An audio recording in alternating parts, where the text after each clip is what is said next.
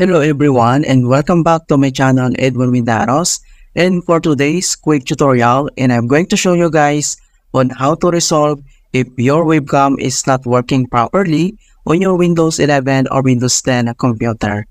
And without further ado, let's go ahead. So all you have to do is to open up on the search menu, and then next icon mo lang i-type dito yung settings, and then click mo lang open.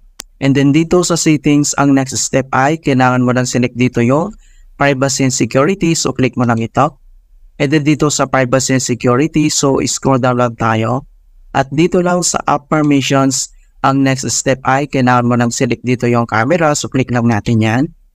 And then dito sa camera settings, dito lang sa camera access, dapat naka-turn on ito. Okay? So kailangan mo lang i-turn on. Okay. So dito sa Let's Apps access your camera, so dapat naka-turn dito mga kaibigan.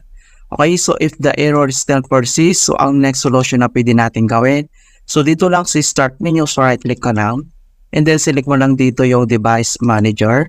So dito sa device manager, ang next step ay kailangan mo lang select dito yung cameras. So i-click mo lang tong arrow na to para makita mo yung settings niya. And then dito sa kanyang driver ay select mo lang siya. So kailangan mo lang mag right click. And then select mo lang dito yung update driver. So click lang natin yan. And then pop up tong dalawang option settings na pwede natin gawin na search automatically for drivers or browse my computer.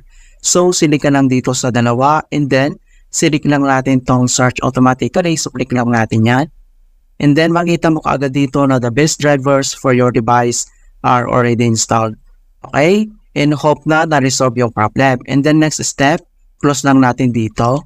And then kailangan lang natin mag-restart. Okay? So click mo lang dito yung restart.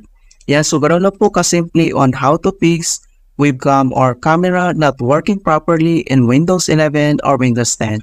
And please don't forget to like this video, subscribe to my channel for more quality content.